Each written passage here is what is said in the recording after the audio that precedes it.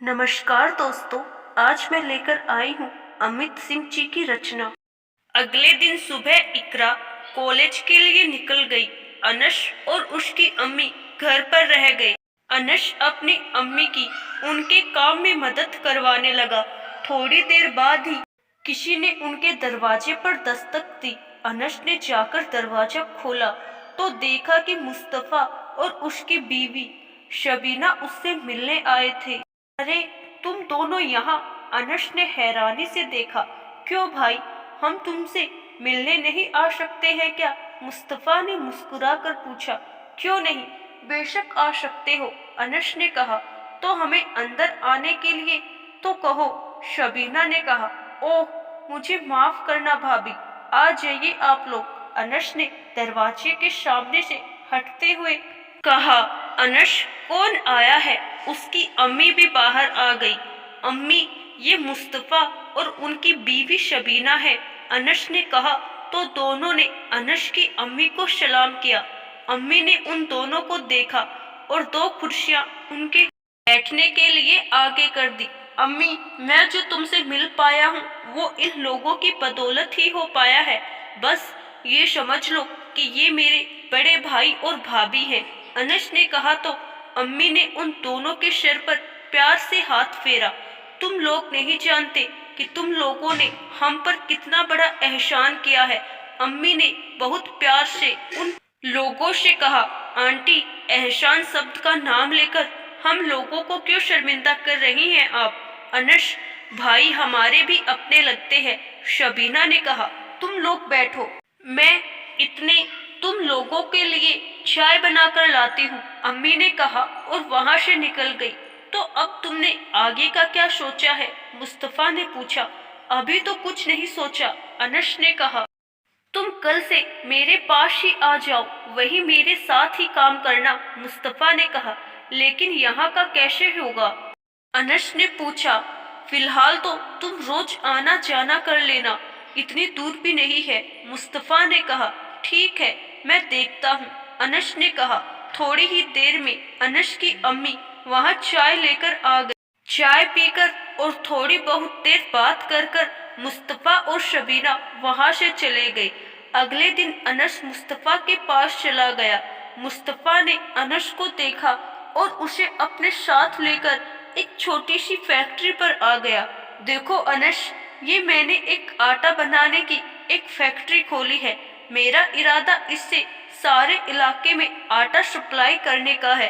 तो आज से इस फैक्ट्री को मैं तुम्हें सौंप रहा हूँ। कल से तुम्हें ही इसे देखना है, मुस्तफा ने कहा। मेरे लिए इतना सब करने की क्या जरूरत है? अनस ने कहा। ये मैं सिर्फ तुम्हारे लिए ही नहीं कर रहा, ये मैं आंटी और इकरा के लिए कर रहा हूँ। तुम इन चीजों में मशरूफ रहोगे तो तुम्हारा ध्यान दूसरी बातों में नहीं जाएगा, मुस्तफा ने कहा। अनस उस फैक्ट्री को देखने लगा।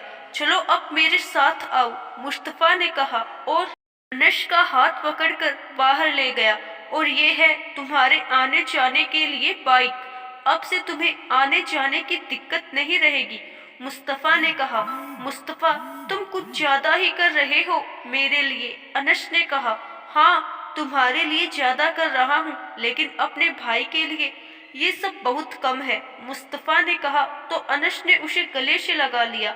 ठीक है, चलो अब घर जाओ, कल से तुम्हें रोज ही अपनी इस फैक्ट्री को देखना है। मैं बिल्कुल भी इसे नहीं देखूंगा, मुस्तफा ने कहा। मैं इस फैक्ट्री को अच्छे से चलाने की कोशिश करूंगा, अनश ने कहा और वहां से उस बाइक पर बैठकर घर के लिए निकल गया। अनश घर आया तो उसे पता चला कि इकरा अभी कॉलेज में ही है। अम्मी, मैं इकरा को कॉलेज से लेकर आता हूँ, अनश ने कहा। अनश कॉलेज के पास पहुंचकर एक तरफ खड़ा होकर इकरा का इंतजार करने लगा। थोड़ी देर बाद दो तीन लड़के कॉलेज से निकलकर बाहर निकले और उसके पास खड़े होकर सिगरेट पीने लगे। अनश को सिगरेट पसंद नहीं था, इसीलिए वो उन लोगों से थोड़ा दूर जाकर खड़ा हो गया। लेकिन उन लड़कों के बात करने की आवाज उस तक आ रही थी।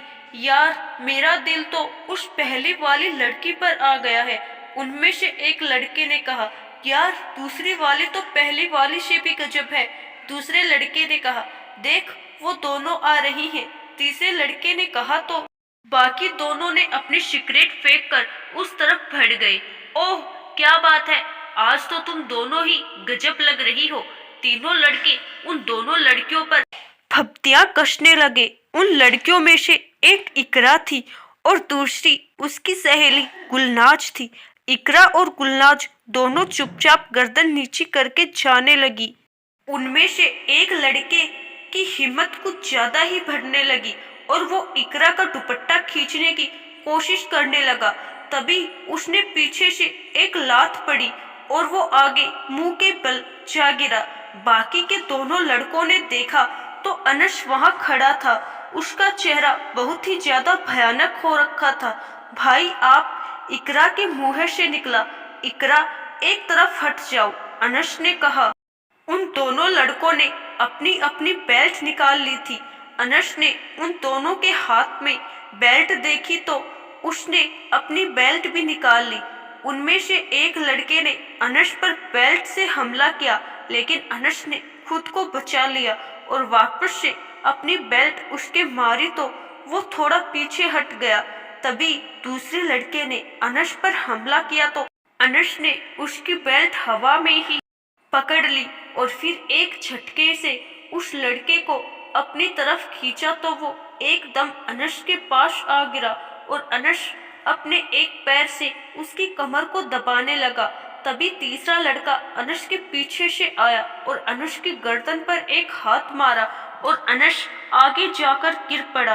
अनस उठा और देखा कि वो तीनों उसकी तरफ बढ़ने लगे हैं। तभी अनस की नजर पास ही खड़े एक गन्ने के जूस वाले पर पड़ी। अनस ने तेजी से वहां से 2 गन्ने खींच लिए। इसके पैसे कौन देगा, वो गन्ने वाला चिल्लाया, लेकिन अनस ने उसकी बातों पर गौर नहीं किया। गन्ने उठाकर अनस ने उनमें से एक लड़के की खोपड़ी पर उन दोनों गन्नों से भरपूर वार किया।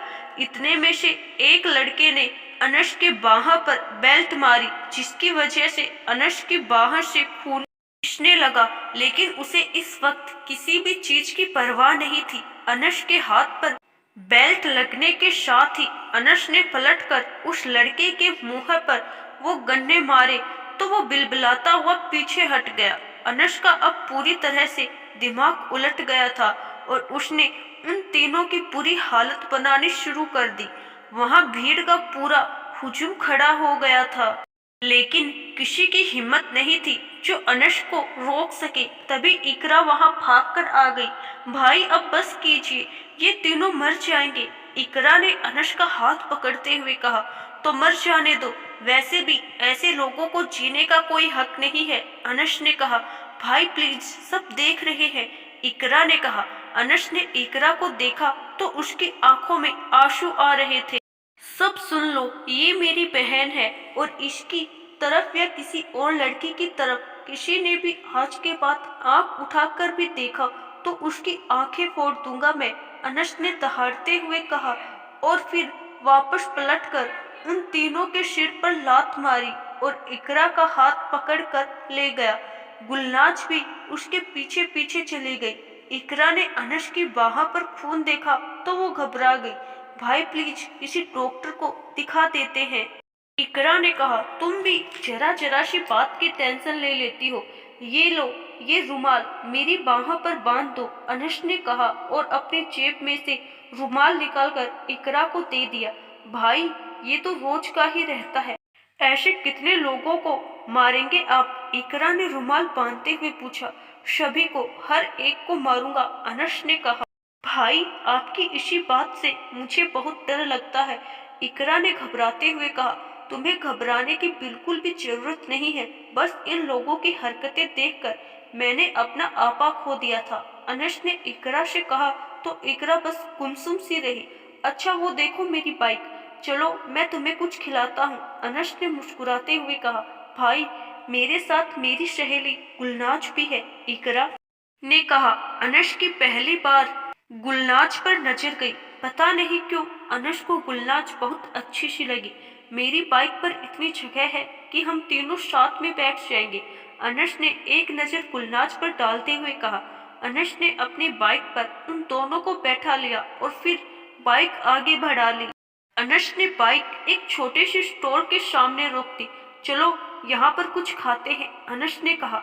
अनस उन दोनों को लेकर उस स्टॉल वाले के पास आ गया और फिर वहां से छोले चावल की प्लेट लेकर एक एक प्लेट इकरा और गुलनाज को पकड़ा दी और एक प्लेट खुद लेकर खाने लगा। अरे तुम्हारी सहेली को क्या हुआ है? वो इतना क्यों घबरा रही है? क्या उसे छोले चावल पसंद नहीं है क्या? अनस ने गुलनाज को देखते हुए पूछा, जो कि वो छोले चावल की प्लेट ऐसे ही पकड़े हुई थी। भाई, इसे छोले चावल से परेशानी नहीं है, ये बस आपसे डर रही है, इकरा ने कहा। मुझसे? अरे मैं कोई गुंडा थोड़ी ना हूँ। हाँ, बस मुझे ऐसे गलत लोग पसंद नहीं है, अनस ने कहा। मुझे इस लड़ाई झगड़े से बहुत डर लगता है, लेकिन आपका बहुत बहुत शुक्रिया। उन लड़कों ने सच में हम दोनों को बहुत परेशान कर रखा था। पहली बार गुलनाज ने कुछ कहा। शुक्रिया की कोई बात नहीं है, अनस ने मुस्कुराते हुए कहा। तो हल्की सी मुस्कान गुलनाज के चेहरे पर भी आ गई। चलो अब जल्दी से इस प्लेट को खाली करो, फिर हमें यहाँ से चलना है, अनस ने इकरा और गुलनाज से कहा। तो वो दोनों जल्दी जल्दी उन छोले चावल को खाने लगी। सबके खाने के बाद अनस ने अपनी बाइक स्टार्ट कर ली। इकरा गुलनाज को कहाँ छोड़ना है? अनस ने पूछा। भाई, ये भी उसी मोहल्ले में रहती है जहाँ पर हम रहते हैं, इकरा ने कहा। तब तो और भी अच्छी बात है, अनस ने कहा और बाइक आगे बढ़ा ली। अनस ने अपनी बाइक मोहल्ले में आकर रोकी। गुलनाज बाइक से उतरकर अपने मुंह पर दुपट्टा रखकर तुरंत अपने घर के लिए निकल गई। इकरा और अनस अपने घर की तरफ बढ़ गए। इकरा, अम्मी को आज के बारे में कुछ नहीं पता चलना चाहिए, नहीं तो वो बेवजह परेशान हो जाएंगी, अनस ने कहा। आप बेफिक्र रहिए, मैं उनसे कुछ भी नहीं कहूंगी, बस इस चोट का कुछ बहाना बना लेना, इकरा ने कहा। इस चोट का मैं खुद कुछ देख लूंगा, अनस ने कहा। इकरा ने दरवाजे पर पहुंच दरवाजा खटखटाया। कुछ देर बाद अम्मी ने आकर दरवाजा खोल दिया। अनस और इकरा अंदर आ गए। अनस, ये बाइक किसकी है? उसकी अम्मी ने पूछा। अम्मी, जो वो मुस्तफा आए थे, ये उन्होंने ही मुझे दी है। कल से मुझे उन्हीं की फैक्ट्री देखनी है। ये समझ लो कि उस फैक्ट्री की देखभाल करने की मुझे नौकरी मिल गई है, अनस ने कहा। चलो अच्छी बात है, खुदा उन दोनों की जोड़ी हमेशा सलामत रखे, अम्मी ने कहा। तभी अम्मी की नजर अनस के हाथ पर पड़ी। अनस, ये तुम्हारे हाथ पर क्या हो रहा है? अम्मी ने अनस को गौर से देखते हुए पूछा। कुछ नहीं अम्मी, बस ऐसे ही छोटी सी चोट लग गई थी, अनस ने लापरवाही से कहा। कोई और बात तो नहीं है ना? कभी तुमने किसी से झगड़ा कर लिया हो? अम्मी ने पूछा। अम्मी, आप कुछ ज्यादा ही सोच रही हैं, ऐसा कुछ भी नहीं हुआ, अनस ने कहा। अम्मी ने उसकी बात का कोई जवाब नहीं दिया, वो बस ऐसे ही चुप रही। अम्मी, अब भी आपको मेरी बात पर यकीन नहीं आ रहा तो इकरा से पूछ ले। क्यों इकरा? अनस ने इकरा की तरफ देखते हुए पूछा। हाँ अम्मी, भाई के बस थोड़ी चोट लग गई थी, इकरा ने जल्दी जल्दी कहा। मुझे दिखाओ जरा कि इतनी चोट लगी है, अम्मी ने कहा। अनस ने अपनी चोट दिखाई। ये तो बहुत ज्यादा चोट लग गई है, जाओ डॉक्टर से पट्टी करा कर आओ, अम्मी ने परेशान होकर कहा। अम्मी, सब ठीक है, अनस ने कहा। एक तो तुम किसी की सुनते नहीं हो, बस जिद करते हो, अम्मी ने गुस्सा करते हुए कहा। अच्छा ठीक है अम्मी, मैं जा रहा हूँ, अनस ने कहा और फिर अनस डॉक्टर के पास गया और फिर पट्टी करवा कर घर आ गया। अनस का अब रोज का ही शेड्यूल बन गया था। पहले अनस इकरा और गुलनाज को कॉलेज छोड़ता और उसके बाद फैक्ट्री चला जाता। ऐसे ही दोपहर में उन्हें वापस घर छोड़ता था। जिंदगी सही से गुजरने लगी थी। एक दिन अनस जब इकरा को कॉलेज छोड़ने के लिए तैयार हुआ तो तभी इकरा की थोड़ी तबीयत सी खराब हो गई। भाई, आज मैं कॉलेज नहीं जा पाऊंगी, इकरा ने धीरे से अनस से कहा। क्या हुआ इकरा, सब ठीक तो है ना? अनस ने इकरा को गौर से देखते हुए पूछा।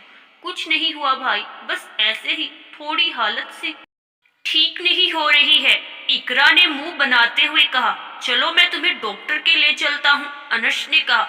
आप जाइए भाई, लेट हो रहे हैं, मैं थोड़ी देर आराम कर लूंगी तो ठीक हो जाऊंगी। अगर मुझे परेशानी लगी भी तो मैं बाद में अम्मी के साथ डॉक्टर के चली जाऊंगी। इकरा ने कहा।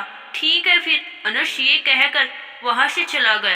अनस जब बाइक लेकर आया तो गुलनाज वहां इंतजार कर रही थी। चलो, आज तुम्हारी सहेली नहीं आएगी, उसकी थोड़ी तबीयत खराब है। अनस ने गुलनाज के पास बाइक रोककर कहा तो गुलनाज थोड़ी हिचकिचाने लगी। अनस ने उसे इस तरह से देखा। इतना क्यों सोच रही हो, चलो बैठो अब, अनस ने कहा तो गुलनाज फिर थोड़ा अटकते हुए बाइक पर बैठ गई। अनस ने फिर बाइक कॉलेज की तरफ बढ़ा ली। अनस ने कॉलेज के पास बाइक रोकी और गुलनाज बाइक से उतरकर कॉलेज की तरफ बढ़ गई। सुनो गुलनाज, अनस ने कहा तो गुलनाज रुक गई। आज दोपहर में तुम्हें लेने के लिए नहीं आ पाऊंगा, अनस ने कहा। कोई बात नहीं, मैं घर खुद चली जाऊंगी, गुलनाज ने धीरे से कहा। ठीक है, अच्छा सुनो, मुझे नहीं पता कि क्या कहना चाहिए, लेकिन मुझे तुम बहुत पसंद हो, शादी करनी है मुझे तुमसे, अनस ने एकदम से ये कह दिया तो गुलनाज घबरा सी गई। उसने शर्मा कर अपनी गर्दन झुका ली। तुमने कुछ जवाब नहीं दिया, कुछ तो जवाब दो, अनस ने बोला। ऐसे भी कोई डायरेक्टली कह देता है क्या, गुलनाज ने धीरे से कहा।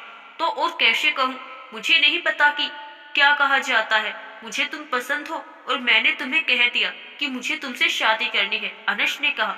अपनी अम्मी को मेरे घर पर रिश्ते की बात करने के लिए भेज देना, गुलनाज ने धीरे से कहा और फिर वहां से शर्मा कर कॉलेज की तरफ भाग गई।